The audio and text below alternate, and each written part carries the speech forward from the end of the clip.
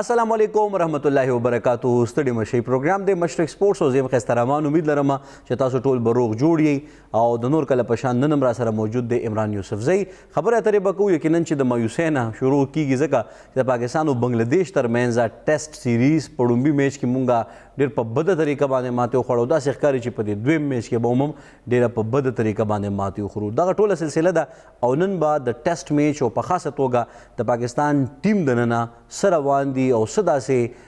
دباو دی د پاکستان په ټیم باندې چې هغې کې مونږ ته د نقصان سره مونږ مخ شوي عمران بھائی څه وایي د دې متعلق جی بالکل یقینا دا دو ټیسټ میچز چې دا مونږ سٹارټ کې چې کله دا شروع کېدو مطلب بنگلاديش کم کله پاکستان ته راغلی 17 اگست باندې سوري 13 اگست باندې مطلب هغه پهلا سکیجول و په 17 اگست باندې راته خو بیا هلته کې لږ حالات خراب ونه کی پریکټس هلته کې نو کړی نو پی سی بي ورته یو هغه کړی افر کړی چې تاسو زر راتلې شي نو هغه سلو ورځې مخکې دلته کې 13 اگست باندې دلته کې راغلی او زما دا خیال و چې ورلد ټیسټ چیمپionship حواله سره کوم خبر کوو نو پاکستان لپاره دا دو ټیسټ میچز ګټل ډیر زیات ضروری او ډیر زیات اهم ځکه چې دینه بس زموږ درې ټیسټ میچز دی اکتوبر کې انګلند سره پاکستان ته برازي دینه پس چې نه ساوث افریقا سره دو ټیسټ میچز دي او هغه نه پس د ویسټ انډیز سره زموږ دو ټیسټ میچز دي نو دا و ټیسټ میچز زموږ نور لا پاتې دي دوه پکې دا وشل یو خو مونږ ډیر سو ورته افسوسناک صورتحال چې مونږ وبېلا او ډېر داسې په طریقې سره وبېلا چې داسې ښکارېده چې زمونږ د اګینسټ چې بنگلاديش ټیم نه دی چېرته انګلینډ دی یا اسټرالیا ده ولې چې هغې چې کوم پرفارمنس و نو هغې مونږ بیخي په هر شعبه کې که دا بیټینګ وي که بالینګ وي او که فیلډینګ وي مونږ یو کلاس کړي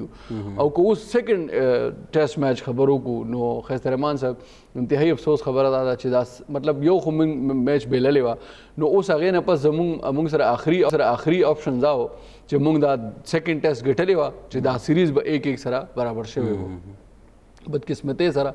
مونږ اوس دویم ټیسټ کې هم د بیلات خطرې سره دوچار یو هغې ځکه چې بس تقریبا حالات داسې دي چې 185 ټارګټ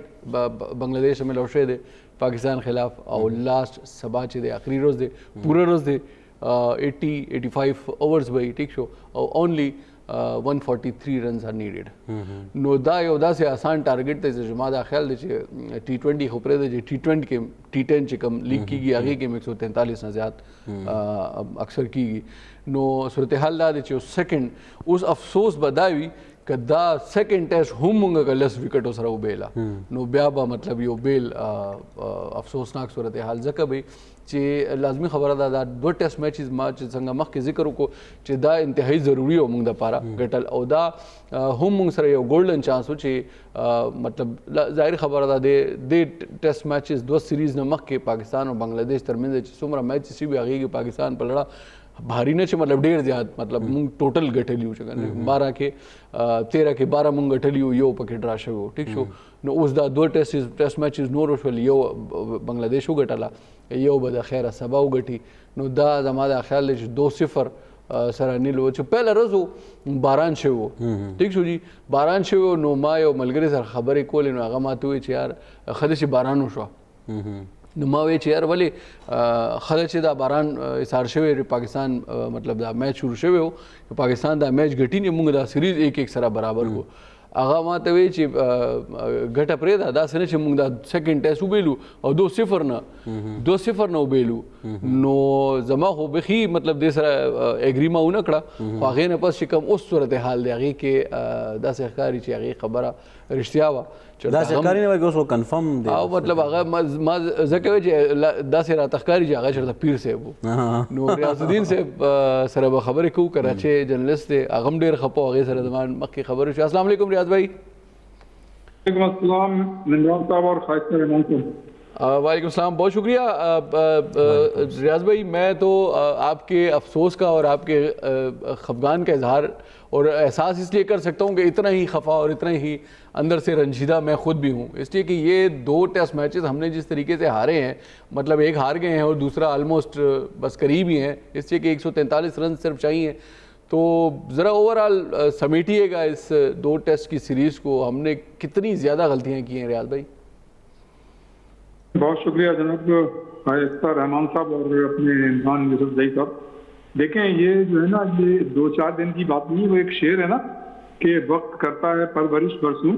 हादसा एक दिन नहीं होता। ये एकदम नहीं। तो ये तो जब अगर आप जब सरफराज को कप्तानी से हराया था और सरफराज की टीम जो थी, वैसे कप्तान जब लेके चल रहे थे तो हमारी टीम जो थी वो आप देखें फतूहात की मनाजिल तय कर रही थी और शिकस्तें जो हैं वो बहुत ही कम मेरे ख्याल से हुई थी उस जमाने में। लेकिन उनको जब से कप्तानी से हटाया गया तो टीम का शिराजा भी बिगड़ गया है और टीम के जो खिलाड़ी हैं उनकी एक्सपर्टीज, एक्सपोजर और एक्सपीरियंस जो है वो हमें कहीं नजर नहीं आता, कहीं नजर नहीं आ रहा, कहीं नजर। आप ये देखें ना कि हम पहला टेस्ट तो हार गए, लेकिन और पहले टेस्ट के हारने के बाद हमने बहुत सी चीजें गंवाई हैं, कुछ हासिल नहीं किया। हम ICC वर्ल्ड टेस्ट चैंपियनशिप में यकीनन वो ऐसा मौका था कि अगर हम जीत जाते तो शायद फाइनल की दौड़ में आ जाते, हम उससे भी बाहर हो गए और हम बहुत ही गलत मिसालें पेश कर रहे हैं। तो आप ये देखें कि 26 रन पर आपकी ने 6 विकेटें हासिल कर ली थी और फिर जो है 262 रन मतलब ये कि बनवा देना, 236 रन बना लिए उन्होंने जी, और कई कैचेस का ड्रॉप होना। तो मैं ये समझता हूँ कि ये तो मतलब पाकिस्तान की टीम के अंदर जो खिलाड़ियों के दरमियान रस्साकशी है और जो उनके दरमियान कंफर्ट लेवल नहीं है और उनमें दूरियां पाई जाती हैं, ये उसका शाखसाना है। वरना एक ऐसी टीम जो आप ये देखेंगे चंद माह या चंद साल पहले तक एक जैन टीम नजर आती थी, अच्छी परफॉर्मेंस पेश करती थी, खेल में शिकस्त का पता जो है जो खेल का हिस्सा है वो कोई इतनी बुरी बात नहीं है। लेकिन अगर आप लड़ के हारे तो उसमें मेरे ख्याल से कोई कबाहत नहीं है। आप अमेरिका से हारे, आप कीनिया से हारे, आप किसी भी छोटी टीम से हार जाएं, लेकिन फाइट करके तो हारे कम से कम। हमें तो एहसास हो गया आपने फाइट की है, कोशिश की है। बिल्कुल, आपकी टीम जो है सब बॉलिंग, बैटिंग और फील्डिंग में तीनों शोबों में जो है वो मैं समझता हूँ कि उसने बुरी तरह की बहुत ही बुरी परफॉर्मेंस दी है। और ये कभी भी पाकिस्तान क्रिकेट का जो एक जमाने में तुर्रा इम्तियाज वगैरह जो परफॉर्मेंस थी उसकी उन्होंने वजह तौर पे धज्जियां उड़ाई हैं। और अब तो सिर्फ ये कह सकते हैं, वो एक और शेर है कि अब्रे करम आज इतना बरस कि हम शिकस्त को ही बचा सकें। वाहिद एक यही ऑप्शन है कि कल बहुत तेज बारिश हो और इतनी हो कि सारा दिन होती रहे और ये मैच ड्रॉ हो जाए। जी बिल्कुल, आप ये देखिए ना, जो मैंने बात कही कि बॉलिंग, बैटिंग, फील्डिंग हर जगह हम नाकाम रहे, हमने कैचेस भी बहुत सारे छोड़े और मतलब ये कि पाकिस्तान के मतलब 9 रन पर 2 विकेटें रही दूसरी इनिंग्स में। अगर आप पहली मतलब टेस्ट हार गए थे तो आपको उससे बहुत कुछ सीखना चाहिए था और सीख के आगे बढ़ना चाहिए था, इसलिए कि आपके जितने भी प्लेयर्स हैं उनका मतलब एक्सपीरियंस जैसे इस तरह से उन्होंने मैचेस खेले हैं। मैं ये समझता हूँ कि किसी भी शोबे में हमने जहाँ वक्त जहाँ जरूरत होती है ना वो हमने परफॉर्मेंस पेश नहीं की। वैसे तो ठीक है, हमारी टीम ने 448 रन बनाए और एक मौके पे हमने 26 रन से 6 विकेटें भी हासिल कर ली, लेकिन असल चीज ये होती है कि जब हमने 6 विकेटें हासिल कर ली थी तो हमें दबाव बढ़ाना चाहिए। तो आप ये देखें रियाज भाई, मैं यहाँ आपको रोक के यही पूछना चाह रहा था। उसकी वजह ये है कि आपके शेर के बाद मुझे भी एक शेर आया, वो मुनीर न्याजी का एक बड़ा प्यारा शेर है कि एक और दरिया का सामना था मुनीर मुझको, मैं दरिया के पार उतरा तो मैंने देखा। तो मुझे ऐसा लग रहा है कि एक और शिकस्त का सामना है हमें आने वाले दिनों में, बल्कि कल, और हम एक शिकस्त से फारिग हुए तो हमने देखा। ये जो आप बात कर रहे हैं रियाज भाई 6 विकेटों वाली, यानी 26 के ऊपर हमने 6 विकेटें गिरा दी और बड़ी ही कमाल परफॉर्मेंस। खुरम ने 4 विकेटें ली, मीर हमजा ने 2 विकेटें ली। ये वो वक्त था कि जब हम इस टीम के ऊपर इतना ही प्रेशर और 7-7 ओवर किए थे। मेरे ख्याल से कम एक 3-3 ओवर और कराते तो शायद इस मैच का रिजल्ट बहुत मुख्तलिफ हो सकता था। ये टीम एक इम्कान था कि शायद 100 से पहले आउट हम कर लेते तो 174 की हमें ये लीड मिल जाती, इसके बाद हम कुछ थोड़ा सा 200, 150, 200 रन और बना लेते। तो वो जो प्रेशर हमें बढ़ाना था, आपको नहीं लगता शान मसूद ने उस वक्त बॉलिंग अटैक जो चेंज किया तो वो एक बड़ी गलती थी हमारी? रियाज भाई इमरान भाई बिल्कुल आपने दुरुस्त कहा। एक तो ये बात थी, दूसरी ये कि जब आपने 6 विकेट के नुकसान पर चले, आप अबरार को लेके आए थे तो फिर आपको अटैकिंग फील्ड लेनी चाहिए थी, इसलिए कि रन बहुत कम थे। आपने 26 रन से 6 विकेटें गिरा दी थी। अगर उसकी गेंद पे चौका या छक्का भी लगता लेकिन वो फिर विकेट लेने के काबिल होता। जब अटैकिंग मतलब है कि आप फील्डिंग को नहीं रखेंगे तो जाहिर है आपने इतने गैप्स दिए हुए थे, आपकी फील्डिंग में इतने मतलब लूप होल से गैप्स थे, तो उसका उन्होंने फायदा उठाया। ऐसे मौके तो आपको 6, 7, 8 फील्डर जो थे उनके साथ रखने चाहिए थे बैटर के, क्योंकि जाहिर एक सिचुएशन ऐसी थी कि उनके ऊपर एक दबाव था। लेकिन मैं यहाँ पर दाद दूंगा जो लुटन दास हैं और मतलब ये कि मेहदी हसन ऐसे मौके कमाल की उन्होंने 7वीं विकेट पे 165 रन बनाए जी। देखिए ना, लिटन दास ने 138 बनाए और मेहदी हसन ने 78 रन बनाए। हालांकि आप ये देखेंगे, यकीनन देखें जो यहाँ पे खेल रहे हैं उनके खिलाड़ी, और जाहिर है उनके मुल्क में जो हालात हैं जिस तरह से, मतलब यकीनन उनको फिक्र होगी और उन्होंने उसका कतई कोई दबाव नहीं दिया। और वो बिल्कुल जो टेस्ट क्रिकेट की जो मेरिट होती है बिल्कुल उसकी मतलब एक तनाजुर में वो खेलते रहे। तो ये एक बहुत बड़ी उन्होंने इनिंग्स खेली और उन्होंने ये साबित किया है कि मौजूदा जदीद जो टेस्ट क्रिकेट है उसकी जो मेरिट पे वो लोग पूरे उतरते हैं और हमें जो है उनसे सीखना चाहिए। लेकिन मैं ये समझता हूँ, देखें जो मुझे जो नजर आ रहा है, जो हम आम लोगों से बात करते हैं, और अब तो देखें हर आदमी एक्सपर्ट है, क्रिकेट को सब समझते हैं, एक्सपर्ट तो खैर एक्सपर्ट होते हैं। सबका कहना ये है कि टीम में जो इस वक्त आपस में जो मतलब हम आंगी नहीं है, ये सिर्फ और सिर्फ उसकी वजह से। आप ये देखें कि शान मसूद और जैसन गिलेस्पी के दरमियान एक बहस की वीडियो भी वायरल हो रही है और बहुत से बड़े बड़े क्रिकेटर जो हैं दुनिया क्रिकेट के, वो ये कहते हैं कि जब तीसरा टेस्ट हो रहा होता है और टीम की परफॉर्मेंस खराब होती है तब इस तरह मतलब कोई कप्तान जो है वो अपने कोच से मतलब इस तरह की बात करता है। लेकिन ये पहले ही टेस्ट के बाद जो है इस तरह की सूरत हाल सामने आई है। तो ये एक बहुत बड़ा सवालिया निशान है और ये इस चीज को जाहिर करती है कि मैं समझता हूँ कि पाकिस्तान क्रिकेट बोर्ड ने काफी देर कर दी है। जो पीसीबी के चेयरमैन मोहतरम मोहसिन नकवी साहब ने कहा था कि हम टीम की सर्जरी करेंगे, तो टीम की सर्जरी जब नहीं होगी और जब तक हम कड़वी गोली नहीं निकलेंगे उस वक्त तक ये चीजें होती रहेंगी। हमें जो है मिसाल कायम करनी चाहिए और जिन लोगों की वजह से हमारी टीम की परफॉर्मेंस खराब हो रही है उनको बाहर करें। इसलिए कि अगर आप नए खिलाड़ियों को चांस देंगे, जो जिनकी अच्छी परफॉर्मेंस है, नए नौजवान खिलाड़ी जिनको वाकई टीम में आना चाहिए और उन्हें आप मौका देंगे और तो उनका आपको पता चल जाएगा कि हाँ ये इनमें कितनी क्रिकेट है। और एक चीज और रियाज भाई, एक चीज बड़ी अहम है, जैसे अभी आपने जिक्र किया, ये वीडियो बाकी भी बड़ी वायरल भी हो रही है, लोग देख रहे हैं, इसके ऊपर तबसरे भी बहुत ज़्यादा हो रहे हैं। शान मसूद जो कि हेड कोच के साथ थोड़ा सा उनकी बातचीत चल रही है और वल्लाह आलम की क्या उनके आपस के दरमियान में बातचीत हुई है, लेकिन ऐसा लग रहा था कि शायद दोनों तरफ से कुछ नाराज़गी का इजहार किया जा रहा है। लेकिन मुझे एक चीज़ समझ नहीं आई है रियाज भाई, कप्तान मैदान में मौजूद है, आपने अपनी कैप्टन इनिंग्स नहीं खेली, तो इसमें हेड कोच का क्या कसूर है? आपने 2 मैच खेले, 2 मैच की 4 इनिंग्स में आपने 105 रन बनाए हैं। कप्तान से ये भी पूछना चाहिए कि भाई आपकी अपनी एफर्ट्स अपनी टीम को जिताने के लिए, देखिए कप्तान तो जो है वो जहाज़ का रखवाला होता है, तो अगर मिसाल के तौर पे रखवाला ही जो है वो ये उसकी परफॉर्मेंस हो कि पहले मैच में उसने 20 रन बनाए हैं, एक में 6, दूसरे में 14, दूसरे मैच में उन्होंने 57 किए और अगले इनिंग में जो फिर 28 पे आउट हो, तो फिर उनकी अपनी परफॉर्मेंस क्या थी? रियाज भाई की बात इमरान भाई बिल्कुल सही है और जाहिर है जब इस तरह से कोई टीम हारती है और कप्तान की भी परफॉर्मेंस अगर सही ना हो या माजी करीब की भी परफॉर्मेंस सही नहीं हो पाकिस्तान क्रिकेट टीम के साथ, तो उस पर सवालिया निशान उठते हैं और बिल्कुल उठने भी चाहिए। जब कोई कप्तान होता है तो उसको थोड़ी जिम्मेदारी का भी मुजाहरा करना चाहिए और हमने ये देखा कि न सिर्फ शान मसूद बल्कि दूसरे बैट्समैन जो हैं उन्होंने भी बाहर जाती हुई गेंदों को मतलब उन्हें छोड़ना चाहिए था और उन्होंने नहीं छोड़ा। और क्रिकेट जो है ये जेंटलमैन खेल है। आप ये देखें कि एक जमाने में पीछे चले जाएं या हम इंग्लैंड और मतलब जब भी हम ऑस्ट्रेलिया की क्रिकेट देखते हैं टेस्ट, तो वहां पे अगर उनके बैटर बाहर जाती हुई गेंदों को छोड़ते हैं तो उस पर क्लैपिंग होती है। मतलब वो भी एक प्लस पॉइंट होता है किसी भी बैटर के लिए और किसी भी टीम के लिए कि बाहर जाती गेंद को उसने छेड़ा नहीं। हमारे तो जितने भी बैटर्स आउट हुए हैं आप ये देखें कि शान मसूद समेत, बिल्कुल आपने सही कहा कि उनको जो है जिम्मेदारी का मुजाहरा करना चाहिए था और उन्होंने भी बाहर जाती हुई गेंद को छेड़ा और मतलब उसको खेलने की कोशिश की, उसको छोड़ सकते थे। हम जो है आज की जो टेस्ट क्रिकेट है उसको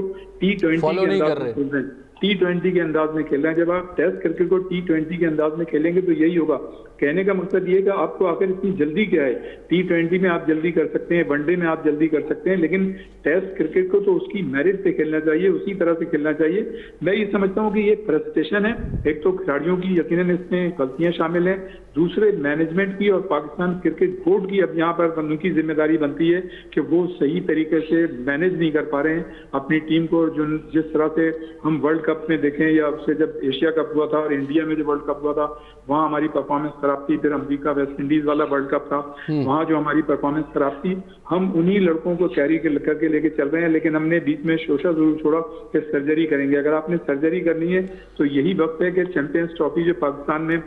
अब से चंद महीनों बाद होनी है, अगर आपने अभी सर्जरी नहीं की तो फिर आपके लिए और मुश्किलात पैदा रियाज होंगी। भाई मुझे तो नहीं लगता कि कोई सर्जरी होगी, इसलिए कि जो सर्जरी के नाम पे इन्होंने एक दो बंदों को फारिग करके बाकी सारी की सारी टीम भी वही है, मैनेजमेंट भी वही है, लोग भी वही हैं, चेहरे भी वही हैं, और सबसे बढ़कर ये कि पॉलिसियाँ भी वही हैं। मतलब वही पॉलिसियों का तसलसल है, वही यारी दोस्ती 11 है, वही ताल्लुकात की बिना पर टीम के अंदर जो है वो मौजूदगी है। मुझे लगता है रियाज भाई कि हमने T20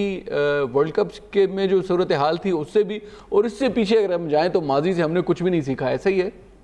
नहीं, बिल्कुल सही है ये बात कि हमने माजी से सीखा नहीं है। देखें, अगर आप कोई सर्जरी करना चाहते हैं और किसको पनिश करना चाहते हैं तो उसका बाकायदा आप ऐलान करेंगे जी इनकी ये इन पे चार्ज है और इस वजह से हमने ये किया है। लेकिन अगर आप किसी को ये कह के निकाल दें कि जी आप थोड़ा सा आराम कर लें, ये कर लें, वो कर लें, तो इससे जो है बात नहीं बनेगी। ये मैसेज मतलब ये कि इनडायरेक्ट वे में तो आ रहा है, लेकिन आपको फिर आंखों में आगे डाल के बात करनी चाहिए ताकि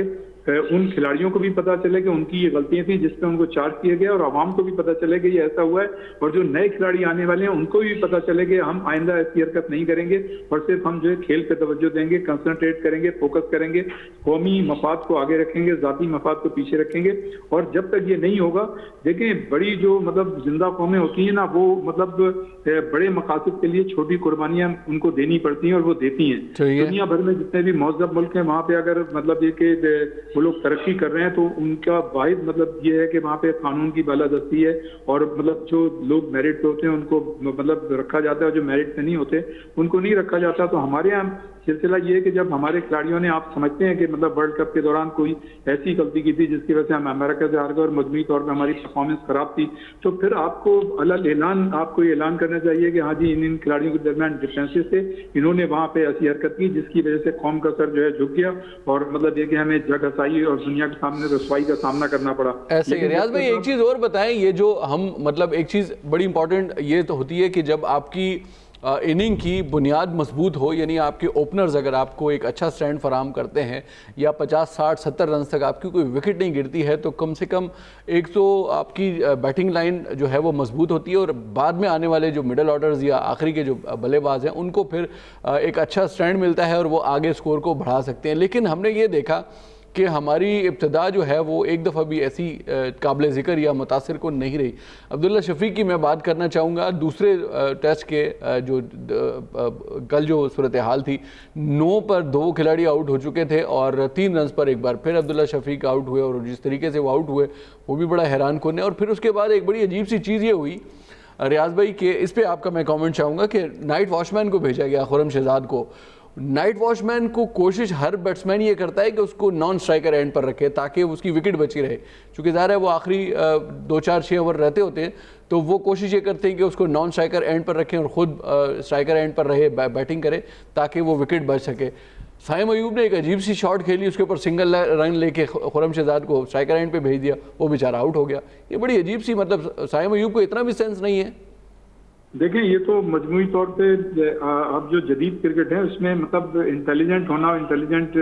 मूव करना और इंटेलिजेंट डिसीजन लेना जो है वो बड़ा अहमियत रखता है। आप जो है मतलब ऐसा नहीं हो सकता कि आप जो है नाइट वॉचमैन को भेज दें, आपको अपने रिकग्नाइज और मतलब कि जो स्पेशल, हाँ उसमें भी कोई ये कुछ लाजमी तो नहीं है कि आप अपना नाइट वॉचमैन में आप मतलब सही से बैटर भेजें। वॉचमैन को जब प्रेशर होता है, एक विकेट गिर गई है, तो आपने बिल्कुल सही कहा अपने सवाल में कि उसके लिए तो बड़ा मुश्किल होता है कि मतलब जाहिर है जो फील्डर्स होते हैं, जो बॉलर्स होते हैं, उसको तो दबाव में ज्यादा आसानी से लेके आ सकते हैं और आपकी बिला वजह की एक विकेट जो है वो निकल गई। तो ये पुराना जमाना था, वो खत्म हो गया। अब ऐसा नहीं, अब तो हमने देखा है कि जो अगर इस मौके पे 5 मिनट भी रह जाते हैं, 1 ओवर भी रह जाता है, तो वो अपने स्पेशल बैट्समैन को भेजते हैं और ये मतलब ये तासुर होता है अगली टीम को दिखाने के लिए कि जी उनकी आंखों में आंखें डाल के मतलब आप बात कर रहे हैं। वाइट नाइट बैट्समैन को भेजना तो ये है कि आप जो है इसका मतलब ये है कि उनका सामना नहीं करना चाहते, तो डीमोरलाइज हैं। तो दूसरी टीम को जब आप ये चीज दे देते हैं तो वो उनके लिए आसानी होती है और यही हमारे साथ हुआ कि हमने बिला वजह उस विकेट को गंवा दिया और हम प्रेशर में आ गए। मैं समझता हूँ कि सारी चीज की जो वजह है वो सीधी सीधी ये वजह है कि हमारे खिलाड़ियों को ये पता है कि यार हम कुछ भी करें, आपस में लड़ें और हमारी टीम की परफॉर्मेंस खराब हो, कौम का सर हम नीचा करें और हमें कुछ भी नहीं होगा। इसलिए कि हमारी रिवायत रवायत हम कई सालों से देख रहे हैं कि चलती चली आ रही है। फिर मुझे तो हैरत होती है कि हम विकेट को सही तरह से रीड नहीं कर सके, जबकि अजहर महमूद का ताल्लुक पिंडी से है, उनका इतना एक्सपीरियंस है, वो टीम के साथ हैं, उनको मुझे नहीं पता कि उनको अपनी टीम को किस तरह का उनको बताना चाहिए था कि ये जो है हमारे विकेट जो है हमारे बैट्समैनों के लिए किस तरह से, और उनको एडवाइस करना चाहिए था कि बैट्समैन जो है इस विकेट पे किस तरह से खेलें। और फिर आप देखें जैसन गिलेप्सी जो है वो खुद तो हेड कोच हैं और एक और मतलब वो जो है कोच अपने साथ लेके आए वहां से। अब जैसन गिलेप्सी को क्या कहेंगे, अगर उनको ज्यादा कहेंगे वो कहेंगे जी मैं तो अभी यहाँ के कल्चर से वाकिफ हो रहा हूँ, यहाँ के एटमोसफेयर से मतलब मैं वाकिफ हो रहा हूँ और मैं मतलब कोशिश कर रहा हूँ, वो तो इसकी जिम्मेदारी नहीं लेंगे। तो इसका कहने का मतलब ये है कि जब आप बार बार मतलब एक कोचेस चेंज होंगे, बार बार जो है टीम के कप्तान चेंज होंगे, और मतलब उसका तो आप रहने ही देंगे जो पीसीबी के जो चेयरमैन बार बार चेंज होते हैं। दुनिया के में किसी भी क्रिकेट बोर्ड के, किसी भी मुल्क के क्रिकेट बोर्ड के इतनी जल्दी कोई जो है चेंज नहीं होता, लेकिन चूंकि हमारे यहाँ पॉलिटिकल इन्फ्लुएंस ज्यादा है तो यहाँ पे ऐसा होता है और तरीकाकार है, तो उससे हम बच नहीं सकते। बहुत सी चीजें ऐसी हैं जिससे हम नहीं बच सकते, लेकिन कम से कम हम एक मिसाल तो कायम कर सकते हैं। अगर जाहिर सी बात है रियाज भाई, जाहिर सी बात है बड़ी पुरकशिश सीट है और ये बड़े यहाँ पर बड़ा हिसाब किताब है, आप भी जानते हैं हम भी जानते हैं। एक चीज़ मुझे बताएं कि ये बॉलिंग की अगर मैं बात करूँ तो ओवरऑल हमने जो है वो 2 टेस्ट मैचेस में 17 विकेटें ली हैं पाकिस्तान के बॉलर्स ने, जिसमें से 17 विकेटें जो है वो हमारे फास्ट बॉलर्स ने ली हैं और 3 विकेटें हमारे स्पिनर्स ने ली हैं। ये अब तक की सूरत हाल है, कल अब देखते हैं कि क्या सिलसिला बनता है। और अगर हम बांग्लादेश की बात करें तो रियाज भाई 36 विकेटें उन्होंने हमारी 2 टेस्ट मैचेस में ली हैं, जिसमें से 21 विकेटें ली हैं उनके फास्ट बॉलर्स ने और 15 विकेटें ली हैं उनके स्पिनर्स ने। तो ये भी हमारा मतलब एक सोच थी कि जी ये पिंडी की पिच है, फास्ट बॉलर्स को सपोर्ट करेगी। उनके 2 मैचेस में स्पिनर्स ने 15 विकेटें ले ली। ज़रा इसको एनालाइज कीजिएगा। कप्तान है ना, उसने अपने बॉलर्स को जो सिचुएशन थी ना उसके हिसाब से इस्तेमाल किया है। ठीक है। और ये कमी जो है हमारे कप्तान में थी कि वो मतलब वो देखें ठीक है, उन्होंने जो है इंग्लैंड में बड़ी अच्छी परफॉर्मेंस दी है काउंटीज की जानिब से और उनका एक रिकॉर्ड है वहाँ पे, लेकिन ये काउंटी क्रिकेट नहीं है, ये काउंटी क्रिकेट से अलग है, ये टेस्ट क्रिकेट है, यहाँ की विकेटों का मिजाज अलग है। लेकिन कप्तान जो है ना उसका ग्राउंड में उस वक्त पता चलता है कि जो वेरिएशन होती है ग्राउंड के अंदर, जो सिचुएशन चेंज होती है, उस हिसाब से अपने आप को किस तरह से और अपने बैटर्स को या अपने बॉलर्स को या फील्डर्स को किस तरह से एडजस्ट करता है, कहाँ उसको खिलाता है, कहाँ मौका कहाँ देता है मौका। जिस तरह से आपने पहले कहा कि मतलब हमारे बॉलर्स ने 6 विकेटें मतलब ले ली थी इतने कम रन पे, तो 2-2 3-3 ओवर्स और अगर उन्हीं बॉलर्स को दे दिए जाते तो शायद हम प्रेशर कायम रख सकते थे। बिल्कुल आपकी बात सही है, ऐसा भी हो सकता था। और दूसरे जब आप अबरार को लेके आए थे जिसको आप 1 साल से इग्नोर कर रहे थे, उसके ऊपर एक प्रेशर था, तो कम से कम उसकी जब वो बॉलिंग के लिए आया था तो अटैकिंग फील्ड तो कर देते उसके साथ, ताकि वो उसको फील्ड उसके लिए ऐसी खड़ी की है कि वो बेचारा जो है वो मार खाता रहा। ऐसा करने के लिए जनाब जो आपने फील्डिंग जो थी अटैकिंग नहीं ली, उसको तो देने का फायदा ही नहीं हुआ। आपने ये जस्टिफाई करना चाहते थे, उसको गेंद भी दी लेकिन जस्टिफाई करना चाहते थे कि ये विकेट नहीं ले रहा, आपको तो उसको 1 साल मौका ना देकर उसको डीमोरलाइज कर दिया। सही है। तो जब ये हमारे जो एंकर हैं खैसर रहमान साहब, ये भी आपसे मतलब आपकी बातचीत शुरू होने से पहले ये पूछ रहे थे कि बाबर आजम क्यों नहीं खेल पा रहा, तो मैंने कहा ये क्वेश्चन हम खैसर रहमान रियाज साहब से पूछ रहे हैं कि क्या वजह है कि बिल्कुल देखें लाइटर मूड में तो ये कहूंगा कि जाहिर है उनको कप्तानी से हटाया गया तो उसका दुख और तकलीफ जो है वो शायद महसूस कर रहे हैं। सर 2 मैच में 4 इनिंग्स और 64 रन सिर्फ। जी बिल्कुल, बहुत बड़े बैट्समैन हैं और लेकिन एक बात है, अगर वो अभी अच्छी परफॉर्मेंस पेश कर रहे हैं लेकिन जो उन्होंने एक्स्ट्रा ऑर्डिनरी परफॉर्मेंस पहले पेश कर दी है तो उसका कोई वो नहीं है, मैच नहीं है। ठीक है, मैं समझता हूँ कभी कभी हम तो इसको इस तरह से लेते हैं, हमें उनकी नेक नीयती पे शुबा नहीं है, ऐसे ही है, इस तरह से लेते हैं कि ठीक है उसमें बैट मैच आता है, प्लेयर ने इतनी बड़ी परफॉर्मेंस पेश की है, लेकिन जो हमारा कल्चर है और जिस तरह का एनवायरनमेंट है और जिस तरह की हम चीजें देखते हैं तो उसमें ये शायबा होता है कि शायद मतलब उनको कप्तानी का दुख है और वो कप्तान नहीं है। तो शाइस्ता साहब ने बड़ा बर्वक्त सवाल किया और बिल्कुल उसका जवाब यही है कि मेरे ख्याल से हो सकता है कि ये दोनों चीज़ों का मतलब एक मिक्स ब्लेंड हो, तो ये दोनों चीज़ें हो सकती हैं। लेकिन मैं ये समझता हूँ कि मैं ज़ाती तौर पे समझता हूँ कि वो बहुत बड़े प्लेयर हैं और वो आइंदा मतलब ये कि अच्छा खेल सकते हैं, उनमें बहुत बड़ी क्रिकेट अभी बाकी है। रियाज भाई एक चीज़ चलते चलते आपसे पूछना चाहूँगा, कल आखिरी दिन है टेस्ट मैच का, क्या हम किसी मौजे का के मुंतज़िर हैं कि कोई मतलब कोई पॉसिबल है, ऐसी कोई उम्मीद रख सकते हैं कि हमारे बॉलर्स कुछ ऐसा करें कि 143 रन जो उनको चाहिए वो ना बन सके बारिश के अलावा? अगर तो पूरे दिन खेल हो गया तो उनके लिए तो ये 1.5 मतलब जो वो होगा ना लंच, और लंच के बाद जो टी टाइम होगा उसके आधे वक्त में मेरे ख्याल से वो बना सकते हैं। जिस तरह से उनके बैट्समैन खेल रहे हैं, जो उनकी अप्रोच है, जो पॉजिटिव मतलब है कि उनका एटीट्यूड है उनके बैट्समैन का, तो मैं ही तो समझता हूँ कि उनके लिए कोई ऐसा मसला नहीं होगा। लेकिन देखें, दुआ करने में कोई हर्ज नहीं है, दुआ करनी चाहिए, दुआ कर सकते हैं। लेकिन दुआ के साथ साथ मैं समझता हूँ कि दवा की बड़ी जरूरत है, और ये दवा जो है वो मेरे ख्याल से सर्जरी के बाद होगी। ये पाकिस्तान क्रिकेट बोर्ड को इसमें कोई शक नहीं है कि मोहसिन नकवी साहब जो बड़ी एफर्ट्स कर रहे हैं, और जो 2025 की चैंपियंस ट्रॉफी है उसके सिलसिले में उनकी बड़ी जिम्मेदारी है, वो तमाम चीजों को देख रहे हैं। लेकिन अगर उन्होंने शिकस्त के खौफ से उन खिलाड़ियों को जिनको ये समझते हैं कि इनके बगैर हम कुछ नहीं कर सकते, अगर उनके खिलाफ कोई इकदाम नहीं किया, तो मैं ये समझता हूँ कि ये अगले कई सालों पर मुहित होगी हमारी शिकस्त, और चैंपियंस ट्रॉफी में मेजबान की हैसियत से हम वो परफॉर्मेंस पेश नहीं कर सकेंगे। हमें अपने जो इमर्जिंग प्लेयर हैं उनको मतलब अंडर वो नहीं करना चाहिए, बल्कि हमें चाहिए कि उनको हम चांस दें। हो सकता है कि वो इनसे ज्यादा अच्छा खेलें, लेकिन मैं ये समझता हूँ कि इसमें खिलाड़ियों की भी जिम्मेदारी है, कप्तान की भी जिम्मेदारी है, कोचेस की भी जिम्मेदारी है, और जो है पाकिस्तान क्रिकेट बोर्ड की भी जिम्मेदारी। बिल्कुल जिम्मेदारी है सबकी, और यकीनन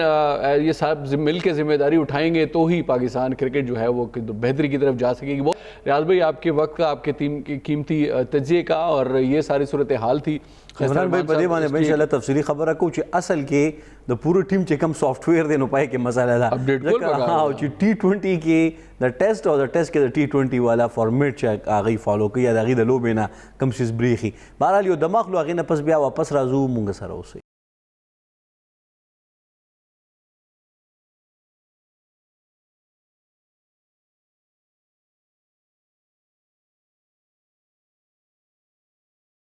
जी जनाब, वेलकम बैक। और उसमें खबर को इमरान भाई सिंह चे खबर हम शुटोले लक मिसाल पे तौर कद मुंग द दे लोबाड़ो द पूरे जाजक लो कन मुंग डोमेस्टिक क्रिकेट हम ढेर ज्यादा खबरों का दा शांति बिया पदेम खबरों का चे लोबाड़े पे कम फॉर्मेट के वलाड दे अगा फॉर्मेट अंडरस्टैंड की, यानी मतलब पल दिमाग होता दा कुछ की चीज़ें दे टाइम की कम जे के वलाड़म कप T20 के वलाड़म और जो खुदा में मची अगा सिंह उस मिलमा पखपल खबरों क्यों ममदा खबर वाज़ेह का چې بنیادی طور باندې دی هغه چې کم دباو په یا کم د زړه بڑاس دی هغه اوس پدې کې وباسي ځکه چې T20 کې خو فیل شو نو دی وی چې دا ټیسټ اوس T20 دی ګوره خسرمان صاحب د هر ځای خپل یو طریقې کار دی د هر ځای او هر پلیټ فارم چې دی خپل یو ریکوایرمنټ بالکل ٹھیک شو جی او اگر ریکوایرمنټس به پوره کیږي نو هغه نه پس به تاسو دا کرکٹ ټیم به مخکې ځي، ستاسو لوبه به ښه کېږي، ستاسو گیم کې به نکار راځي، او داسې نه دی او که موږ اولریډي فیلیر سره مخ کېږو هر وخت بیلات روان دی اوس په دې سلسله کې نو اوس دا ښه موقع ده چې هغه تاسو کوم تجویز ورکوئ یا تاسو کوم څیز باندې خبره کوئ چې پوره دنیا کې یعنې که انډیا ده که اسټریلیا ده چې کوم داسې ټیمونه دي چې سسټینیبل ټیمونه دي نو هغوی د ټیسټ ون ډے او د T20 دپاره ځان له او د لیګز دپاره ځان له لوبغاړي جوړ کړي بیل ټیمونه دي یو نیم لوبغاړی پکې یو زیم لوبوي. مصیبت دا دی چې موږ سره د دومره بینچ پاور نشته دی، موږ چې بار بار خبره کوو اوس په دې باندې چې کار وشي که نه اوس دې باندې به کار کېږي، او دا یقینا هم یو کوېسچن مارک دی چې څومره ټایم چیرمین صاحب ته راغلی هغوی د سیټ باندې ناست دي، نو په کار دا ده چې دې باندې کار شروع شوی، خو اوس هم خیر هغوی یو امید خو راکړی دی د قوم ته او د کرکټ ته، هغه دا دی چې اوس دا د 12 ستمبر نه به یو چیمپئنز کپ شروع کېږي، 15 ټیمونه به پاکستان کې دا د ډومestic یو ډېر غټ ون ډے میچز به ټیک شو، دی کې د 50 اوورز والا میچونه به او دی کې مختلف چې کوم زموږ سینئر پلیئرز دي، سرفراز دی، وقار یونس دی، شعیب ملک دی، مصباح الحق دی مختلف د ټیمونو منټور هم ټاکلی شوي دي، نو دا یو زبردست شی دی. دی کې امید دا دی چې 150 پلس پلیئرز به لوبه کوي، نو هغې کې به موږ ته یو داسې لاټ یو داسې کریم به ملاویږي چې هغې کې مونږ سلیکټ کولی شو چې دا داسې پلیئرز دي چې دې باندې مونږ خواري وکړو، محنت وکړو. نو دا نه چې هم د ماما چاچا زامن سلیکټ شي ګورې جي دا خو چې کېږي او مطلب ستاسو چې ټیم دا حل دی نو دا داسې نه دی شوی، دې باندې ډېر محنت شوی دی. هغه ریاض صاحب خبره چې حادثه एकदम نہیں ہوتا که نه، نو دې باندې ډېر محنت شوی دی. دا دې مقام ته چې مونږ رسېدلي یو نو دې کې مونږ ډېر خواري ډېر محنت کړی دی، ډېر تعلقات ډېر یارانه دوستانه مونږ کړی دی، او هغې په بنیاد باندې مونږ ټیم لولی دی، هغې په بنیاد باندې مونږ په پلیئرز چې دی په ټیم کې شامل کړي دي، نو هغې رزلټس دا T20 ورلډ کپ هم دا تاسو ته ښکاره شو، هغې رزلټس اوس د دو ټیسټ میچز چې کوم سریز دی کوم تاسو ته ښکاره شو دا یو داسې افسوسناک صورتحال دی ما ریاض صاحب نه یو کوشن هم کړی نو هغه تاسو اندازه وکړئ چې زموږ د بالر چې دي هغې د دو ټیسټ میچز کې د بنگلادیش تر اوسه مطلب نن سبا جو آخري ورځ شته دی ګورو چې دې کې به څومره وکټې اخلي خو زمونږ د بالر چې دي هغې 17 وکټې اخیستې دي ٹھیک شو جی او د بنگلادیش چې کوم بالر دي هغې کې هغې زمونږ د پاکستان دو ټیسټ میچز کې 36 شپږ دېرش وکټې اخیستې دي ٹھیک شو جی دې کې 21 وکټې فاسټ بالرز اخیستې دي او 15 وکټې سپینرز اخیستې دي اوس دا یو مطلب سړی د نه دا تپوس وکړي کپتان صاحب نه چې تاسو دا ویلي چې موږ پهله ټیسټ کې به ځو بغیر د سپینر هغه مونږ چې بیللی دی همدې په وجه بیللی دی ګوره جي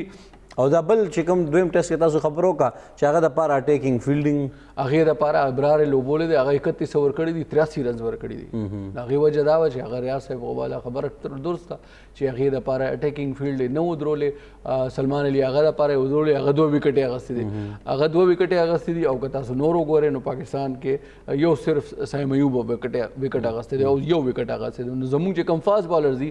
هغې وکټې چې کوم اخیستې دي هغه دي جناب 17 او چې کوم سپینرز دي هغې وکټې اخیستې دي 3 اونلی ٹھیک شو او که بل طرف ته موږ د بنگلادیش خبر وکړو د بنگلادیش کوم فاسټ بالرز دي سیمرز دي هغې وکټې اخیستې دي 21 ٹھیک شو جی هغې سپینرز چې کوم وکټې اخیستې دي هغه 15 دي اوس زه حیران دا یم چې تاسو د T20 فارمیټ والا پلیئرز اوچتوئ او په ټیسټ ټیم کې اچئ او تاسو هغې نه دا تمه لرئ چې دې د ټیسټ په شانتې هغه تحمل مزاجي سره هغه پیشنس سره هغه لوبه وکړي دا نشي کېدی دا پاسبل نه دی نواب شیر موږ سره موجود دی سپورټس جرنلست دی او ډېر کرکټ سره ډېر مینه لري کرکټ ګوري هم کرکټ کوي هم او السلام علیکم نواب شیر وعلیکم السلام نواب شیر دا راته وایه چې یقینا یو افسوسناک صورتحال دی ته به هم خفه یې موږ هم خفه یو بلکې پوره قوم خفه دی چې کوم صورتحال دې ټایم زموږ مخامخ دی او لازمي خبره ده چې سبا آخري ورځ دی او اونلی 143 رنز 143 رنز آر نیډډ بنگلادیش دپاره چې هغه دویم دا ټیسټ هم وګټي نو سبا ستاسو ذهن وایي سبا 5 ورځ دی کېدای شي چېرته دا ابرار وچلي کېدای شي چېرته دا خرم شهزاد بیا یو کمال وکړي په 26 باندې شپږ وکټې موږ اخیستی شو نو کېدای شي دا معجزه دوباره وشي نواب شیر یاره عمران بھائی تاسو خبره بالکل صحیح ده ځکه چې په عمومي باندې دنیا قایمه ده خو لکه چې اوورال سچویشن ته وګورئ د پاکستان پرفارمنس ته وګورئ نو پاکستان چې دی که نه نو په درې واړو ډسپلن کې چې دی که نه نو د هغې کارکردګي انتهایي مایوسکونه ده کو هغه فیلډینګ ته وګورئ نو فیلډینګ هم ډېر زیات خراب دی د پاکستان کو هغه بیټینګ وګورئ نو بیټینګ د هغې نه ورتېر دی هغه بالینګ لږ ډېر لکه توقع کېده چې دا بالینګ به لکه مونږ په دې بالرانو باندې دا میچ لږ را دغه کړو او بالینګ په ته وګورئ نو په پیل اننګز کې بالرانو ډېر زیات ښه شروع کې ډېر زیات ښه پرفارمنس ورکړلی شو خو بیا په 26 رن چې لکه ته چې کلاډیان آوټ کې او هغه بیا 262 رنزونه ورسوي نو دا ډېره لکه د افسوس خبره ده لکه د کپتان دپاره هم ده او د بالرانو دپاره هم ده چې تا نه لکه یو لکه ټیلنډران ټیم ته سکور ته دامره ضرور رسوي نو اورال چې وګورئ نو د پاکستان چې دی نو په دې درې واړو دغه کې شوبو کې چې دی که نه نو بالکل ډسپلن نوم څه ښکاره نه شول درې واړو شوبو کې ترو اوټ ناکامه لکه په پیلني ټیسټ میچ کې موږ ګورئ نو په دې درې واړو شوبو کې پاکستاني ټیم چې دی ناکامه په نظر راغلو او اوس په دې دویم ټیسټ کې په پیلني ټیسټ کې بس لږ ډېر بیټینګ چې کړی نو هغه رضوان کړی اوس هم چې وګورئ نو هغه لږ ډېر بیټینګ چې کړی دی نو هغه د رضوان او سلمان هغه کړی دی نور خو چې ته اوورال وګورئ نو موږ سره وړ کلاس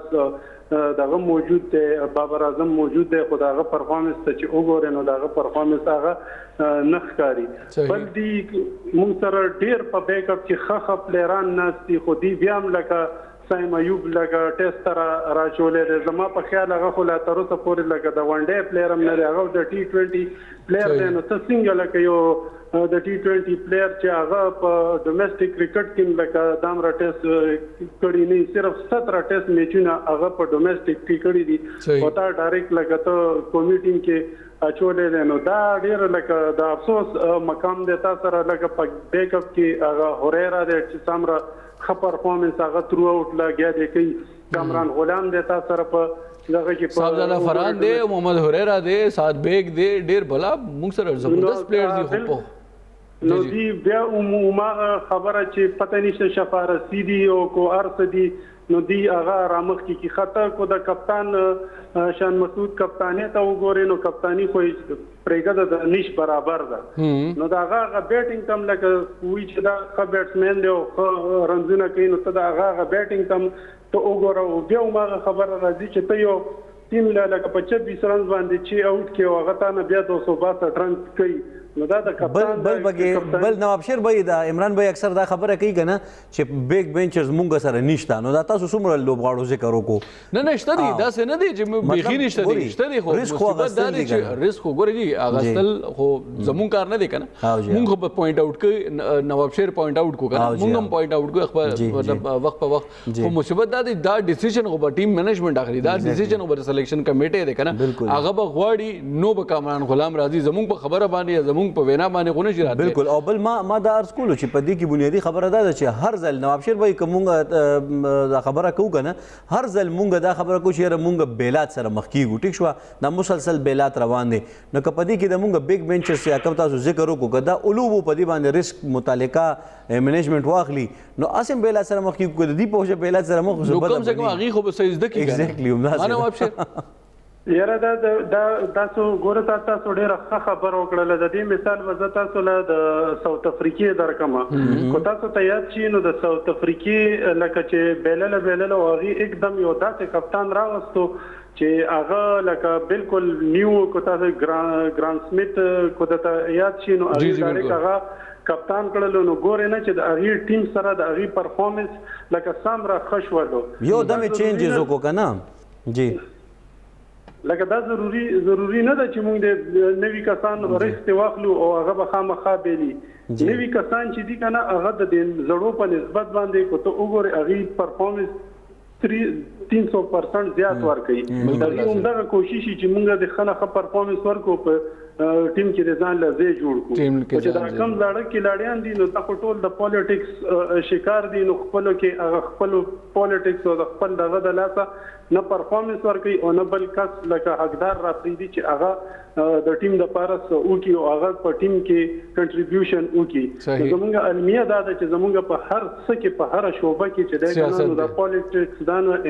انوالو شوی دی چې هر څه زموږ ټول کرکټ هم د تباهۍ طرف ته روان کو. د حکیو ګورې نو حکیم هم د دې پالیټکس شکار شوی او د هغې نن څوک نوم هم نه اخلي. بل دا دی چې انډیویژوال پلیئرز موږ وګورو که نه انفرادي طور باندې موږ اوس دا اورو لکه دا واقعیت مخې ته را روان دي چې مختلف پلیئرز د کوچ سره بحث کوي. لکه مطلب دا چې دا خو د سپورټسمین سپیرټ چې کوم دی یا د لوبو چې کوم قواعد دي دویم چې دا د هغې لکه اخلاقي چې کوم قواعد دي کا په ریټن کې موجود نه دي. اخلاقیات سره مطلب دا غټه خلاف ورزي ده دی او دا داسې مطلب. او بیا بل دا دی چې کستا په خپله پرفارمنس ډېر ښه که نه او ته چې ته بل سره بحث کوې نو بیا خبره هم کیدی شي چې مطلب ستا په خپله پرفارمنس دا دی چې ستا 2 میچز کې 16 اننګز کړي دي او 105 رن ستا جوړ کړي دي. دې کې صرف یو 50 ده. ټیک شو، نو هغې نه پس که ته کوچ سره هغه کې بحث کې نو د دې څه مطلب نه جوړېږي. نه زه دا وایم عمران بھائی زه یم چې لکه مثال په طور د یو پلیر ډېر ښه پرفارمنس هم وي خو کم از کم هغه نه جوړېږي، کوچ سره خو نشي کوچ سره نشي کولی. بل دا دی چې هغې نه ټول نه غټ خبره دا ده چې هغه کوچ خو تا ته یو پلانینګ درکولی شي. ټیک شو، یو حکمت عملي یو سټریټجي تاله درکولی شي، په هغې باندې امپلیمنټ کول او هغه ایگزیکیوټ کول میدان کې دا د کپتان ذمہواري ده. بالکل هغه په خپله هم هغې باندې عمل کوي، خپل پلیئرز چې دي هغې باندې به هم دې باندې عمل کوي. بالکل خبره اترې به عمران بھائی زموږ رواني. نوابشیر بھائی تاسو مونږ سره اوسئ په لاین باندې یو هغې نه پس بیا واپس راځو او په دې حواله باندې به خبره کوو چې زموږ په ټیم کې یو طرف ته د پالیټکس تاسو خبره وکړه، بل طرف ته انفرادي طور باندې د لوبغاړو متکبرانه رویې د تکبر په دریاب کې هغې په خپله باندې ډوبېږي او بیا دغه سلسله پکې ترسره کېږي چې موږ بیلات سره مسلسل مخ کېږو. د مخلو هغې نه پس واپس راځو موږ سره اوس.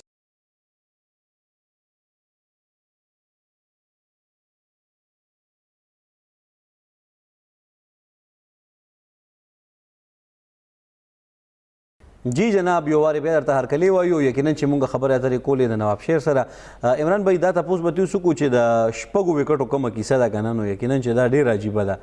یو طرف ته هغې ته شپږ وکټې دا یو سټوري ده ما دې باندې نن آرټیکل یو لیکلی دی سبا به انشاءالله مشرق کې راځي که تاسو مشرق اخبار وګورئ نو هغې باندې به دا یو سټوري ده جی سټوري څه ده مطلب څه یو کمپیریزن ده او هغه دا ده چې د سیکنډ انینګ د سیکنډ ټیسټ بنگلادیش پہلا اننگز ہو اور 26 باندې مونږ هغې شپږ وکټې اخیستې ټیک شو جي هغې کې خرم شهزاد 4 وکټې اخیستې وې میر حمزه 2 وکټې اخیستې وې ټیک شو دا هغه ټایم و چې دې باندې پکار دا و چې مونږه پریشر سیوا کړی وې یو 3 کور زیات نه یو 3 اور دی بالرز ته پکار چې دی له نورم ورکړی شوی چې دی خپل دا زما دا یقین وکړه چې زما دا خیال و چې دا سل نه مخکې به دا پوره ټیم به آوټ کوي ولې چې څلور آوټ شوي شپږ آوټ شوي 4 وکټې پاتې شو هغه څه وشو دې کې یودم بالنګ چینج شو یو انډ ته رالو محمد علي او بل انډ ته رالو ابرار چې دی هغه 31 اوور کې څنګه چې ریاض صاحب وویل چې هغې دپاره یو اټیکینګ فیلډ هم نه و درولې نو هغه 83 رنز ورکړې وکټ یې وانه اخیستو محمد علي چې دی هغه 7 اوور کړي دي هغې کې 20 هغې ورکړي دي ښه بالینګ کړی دی خو هغې کې وکټ هغه هم نه دی اخیستی سبا به عمران بھائی په دې باندې ستاسو د آرټیکل تفصیلي ګورو نواب شیر بھائی نه به په دې باندې کمنټ واخلو که ستاسو خوښه خو هغې کې اصل کې داسې نه ده دا یو حصه ده د سټوري بل حصه دا ده چې پاکستان هم په 81 باندې شپږ آوټ شوي بالکل نو مونږ څه ایگزیکیوټ کو هغې په 26 نه ولاړل په 262 باندې او مونږ 81 نه لاړو په 172 باندې زمونږ پوره ټیم آوټ شو نو دا فرق په نواب شیر ستاسو خیال دی یاره نو بس عمران بھائی دلته هم د کپتان اصل پته همدا چیزی کې لګي چې یو کپتان لکه هغه کې د کپتانې سم صلاحیت دی کو پهله میچ کې مو ګورې هم د کپتان د غلط ډیسیژن د وجې مونږ هغه میچ وبایللو ځکه چې دغه وګورې نو په 171 باندې رضوان ولاړو خو یو 4-5 اور تالک نورم هغه پریښو او هغه ډبل کړیو او دا سکور زمونږ 500 ته رسېدلو نو 500 یو خپل پریشري هغه ځای کې کپتان غلط ډیسیژن واخیستو انینګز ډیکلیئر کړل نو هغې دغه نقصان مونږ ته راورسېدو چې مونږ هغه میچ وبایللو او بیا په 26 رن باندې چې ته چې آوټ کې او تب एकदम بالینګ چینج کې او ته مخالف ټیم له خپل موقع ورکې چې باغ سټیبل شي او هغه د بیټسمنان سیټ شي نو ته خپل سوچو چې دا کم کې داسې کپتانی خو هغه مړه کلب لیول او هغه چې دلته لوکل کرکټ کې نو داسې کپتانی خو هغه کې څوک نه کوي چې دا څنګه کپتانی دا کوي او بیا الټا ته هغه خپل بیټینګ تم لا وګوري نو دا ټول د کپتان د غلط ډیسیژن د وجې دوه ټیسټ چې وګوري نو زموږ د لاس نه وتی دی پهله هم بیللې دی او دا دویم ټیسټ هم د دې غلط کپتانې د وجې بس دا دام لوایت نو خیر امید خو به بیا هم ساتو نواب شیر چرته سم د موزه امید شته دی سبا چرته څه د بالینګ وچلی چرته څه داسې لږ باران وشي هغې نه په دا پیچ لږ لوند شي او صدا سے امکان شته دی مطلب امید ساتلی شو موضوع خو همدا ده چې سبا یې هلته په پنډۍ کې ویلي دي چې د باران امکانات ډېر زیات دي او چې ډېر زیات باران وشي د باران امکانات زیات دي سبا له نو موضوع خو همدا ده چې باران وشي نو موږ به هغې باندې به بچ شو بله بیا هم هغه خبره چې د پاکستان ټیم نه لکه ته سم توقع کولی شي کېدای شي چې د پاکستان بالینګ وچلي او مونږه دا ټیسټ یا بچ کړی شو یا دا ټیسټ مونږه وګټو نو بس هغه ستاسو خبره چې امید کولی شي نور خو داسې سره تخکاری نه دې سره راته هغه اشیر راته یادېږي وي په تدبیر چې د کوټې سورې بند نه کې دا تقدیر دی چې به دغه کوټ اساسي نو دې دپاره تدبیر کول پکار دي تدبیر او مطلب بل دا دی چې هغه ریاض صاحب حواله خبره چې دعاګانې ضروري دي دعاګانې به هم کوو ظاهره به بس هغه مسلمان په حیث باندې مطلب تش په دعاګانو نه کېږي لږ هغې ایفرټس هم پکار دی او چې کم دا صورتحال دی نو اوس نواب شیر چې کم صورتحال دی ما ته داسې ښکاري چې T20 ورلډ کپ والا چې روزي وي هلته چې ګروپ بندي اوس هم روان دی مطلب تاسو دا چې کوم پلیئرز ګراؤنډ کې ګرځي د دې باډي لینګویج نه ښکاري چې دې خپلو کې څه نالګي شته دی نواب شیر ما خو تاسو ته اول نه وویل چې لکه دا تھرو آوټ په دې کې پولیټکس را روان دی او د دغه پولیټکس د وجې چې دی زمونږ د کرکټ د تبعیت طرف ته روان دی ځکه چې تا سره الریډي تا یو کس کپتانی او هغه باندې एकदम ته بل کپتان راولي لکه دمر زر چینجز لکه د کپتانی چې تکي نو خامخا ستا په پرفورمنس ستا په هر څه باندې و فرق دیږي او ستا لکه په ټیم کې و پالیټکس خامخا زیاتیږي لکه اوس مثال کې تور باندې لکه ما 50 ټیسټ میچونه کړي او یو بل کس سرور 15 ټیسټ میچونه کړي او تما باندې هغه کپتان کې نو خامخا په ټیم باندې لکه ډیر زیات اثر پریشر پریوزي او لوبغاړم د اعلی رینک لوبغاړي نه بابر اعظم نو ابشر بھائی ډیره مهرباني مونږ ته د وخت را کولو د خبرو کولو مشرق ټي وي سره نو دا صورتحال او د کې اوس امید خیر بیا مونږ بساتو او خو دومره زیات نه دی بس واحد یو معجزه دا کېدی شي نو ابشر والا خبره چې سبا باران شو خو ټیک ټاک مطلب ماخام پورې د باران وشي نو دا واحد یو طریقه دی دا میچ بیټ راشي او مونږ ته یو څه هغه پوینټس به ملو شي نو رزلټ په وجه او بل دا سیریز به هم مونږ بیلو خو بسې خو 1-0 نه به بیلو